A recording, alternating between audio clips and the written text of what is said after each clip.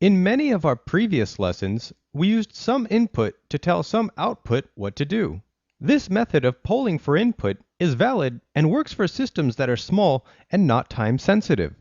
But what ends up happening with this method is the microcontroller spends the majority of its time checking the input status, which leaves little room elsewhere to do other things in the program. The solution to this issue introduces the idea of priority. The loop function of a microcontroller will always run as it should, but every once in a while, when a certain type of input happens, that interrupts and pauses the loop function to run some more important code, and then return to the loop function and continue running. This idea is what is called interrupts. An interrupt can come in many different forms. The most common type would be from a push button, which causes a rising or falling edge transition. But interrupts can also be triggered from an internal module like digital timers, analog to digital converters, serial communication modules, or a change in the status of an input pin. Arduino.cc website and to the reference section. Scroll down a bit until you reach the external interrupts and interrupt sections. The first function in this section is the attach interrupt function. This allows you to set up an interrupt, specify the type of interrupt that it is, and create the name of the interrupt service routine where the special interrupt code will reside. The next function, detach interrupt, offers a way to get rid of any interrupt attached to a specific pin. The interrupts and no interrupts functions are more simple. They allow or disallow the use of interrupts. By default in Arduino, interrupts are enabled, so we actually won't need to use these two functions. So now let's take a look at the software theory for this lesson's experiment.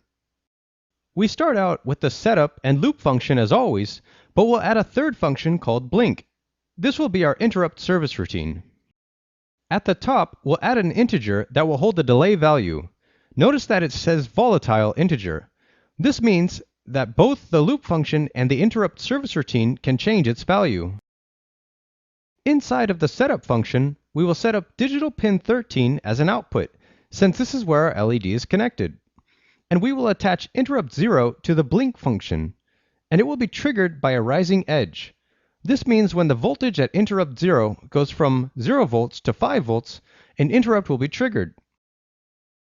Inside of the loop function, we will use the same blinking LED code from lesson 4, but this time the delay function in between turning the LED on and off will be a variable integer called value.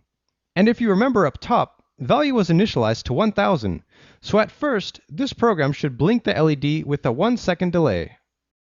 Lastly, inside of our interrupt service routine called blink, we will decrease value by 200. This means that anytime the push button is pressed, an interrupt will be triggered that decreases value, which should make the LED blink a little faster each time value is decreased. Initially, the program blinks the LED with the 1000 millisecond delay. When we press the push button, the interrupt occurs and decreases that value by 200. So now the delay is 800 milliseconds, and you can see the LED blinks a little faster. We push that button again, and now the LED blinks even faster with a 600 millisecond delay. And again, we press the push button, and the LED is now blinking much faster because it has only a 400 millisecond delay. And then it has only a 200 millisecond delay. And finally, a 0 millisecond delay means the LED is blinking so fast our eyes cannot even tell, so it looks like it's always on.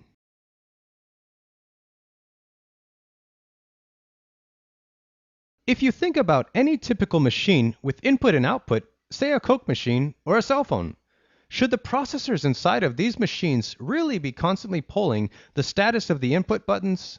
Wouldn't it be better if instead the buttons triggered a small interrupt to let the processor inside know that the button was pressed, and allow it to continue processing all its other tasks? A classic interrupt example that most Windows operating systems users will be aware of is the interrupt that occurs when you press the Control, Alt, and Delete keys all at once. In Windows 95, this triggered an interrupt reset signal to the computer telling it to restart, a deadly command but sometimes necessary.